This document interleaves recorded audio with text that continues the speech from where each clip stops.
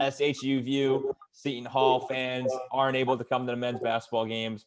But what are they experiencing and getting to consume on game day? And talk to me about how integral the team at the Prudential Center are to making sure this thing runs without any interruptions.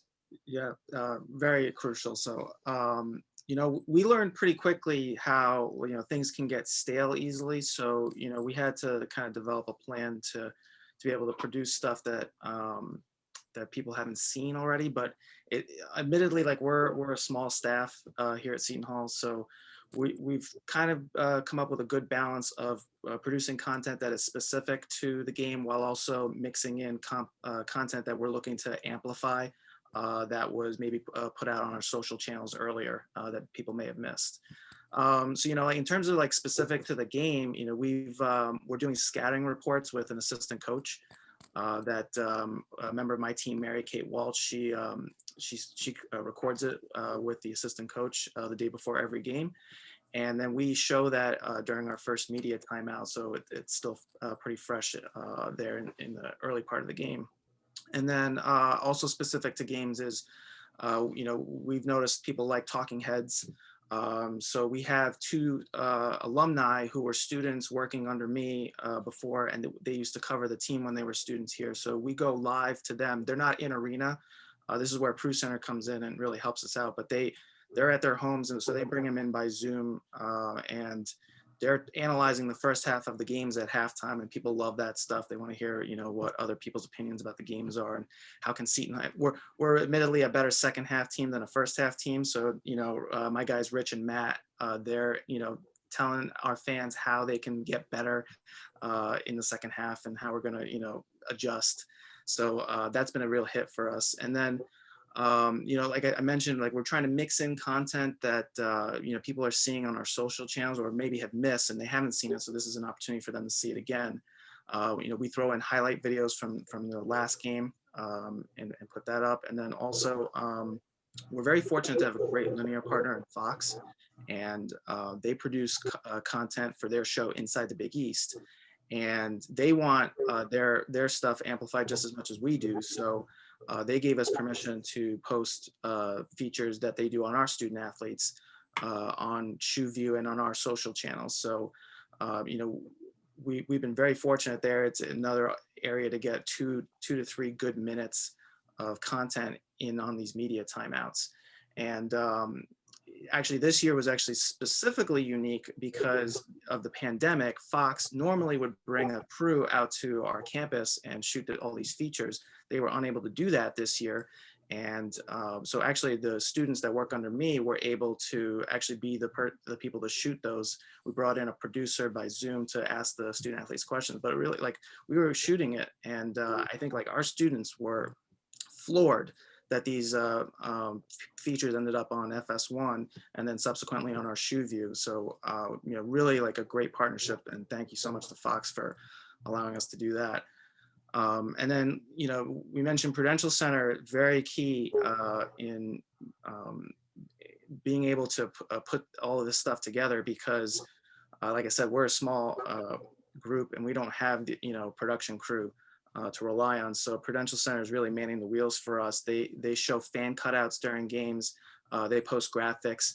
They're piping in the radio feed for our fans, stats, all the behind the scenes logistics. And I really got to give a shout out to Joe Cucci, Katie Arsenault, Mark Ciampa at Prudential Center for kind of putting it all together. Because like I said, like we had ideas and we had, concepts, but without their support and their ability to kind of take our ideas and make it into reality, it wouldn't have happened. You brought up a good point, Tom. Everyone's helping everyone out in this weird time, and you guys are helping out Fox, and these students are getting the experience and excitement when they get to see something on live television, which is awesome. And Prudential Center is helping you guys out finish this project. Tom, I want to stay with you real quick.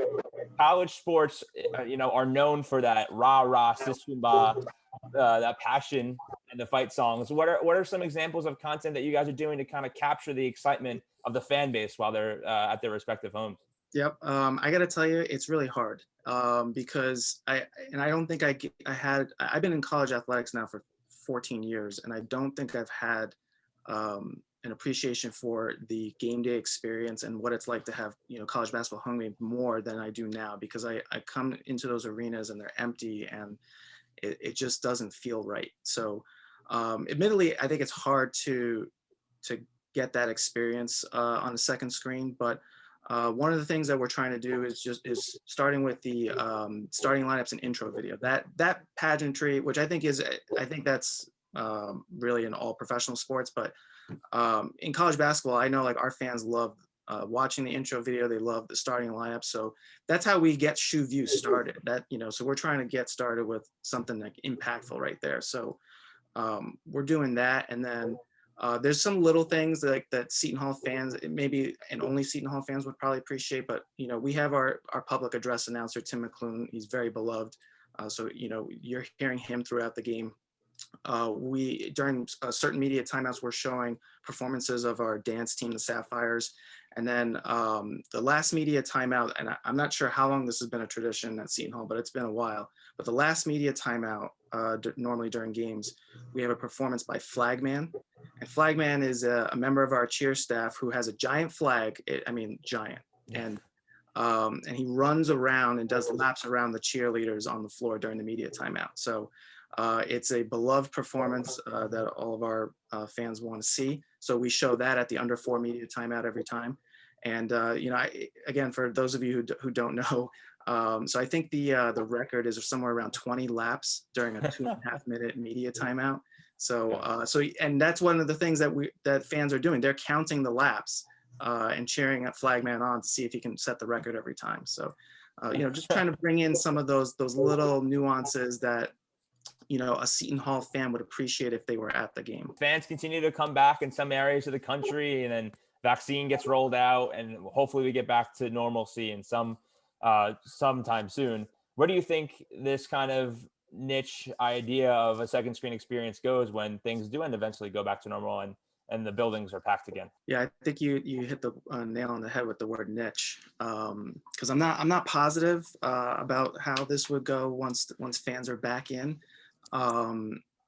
It's at least like from us, like operationally, it's a challenge already. But I think like the second screen thing, that maybe that's more for us, at least a social experience, being on our Instagram feed and our Twitter feed during games. I don't know if it's a specific stream experience going forward, but I think like I said at the top, like we wanted to bring the home game experience to fans. So once they are given back the experience of being at games, like I don't think it's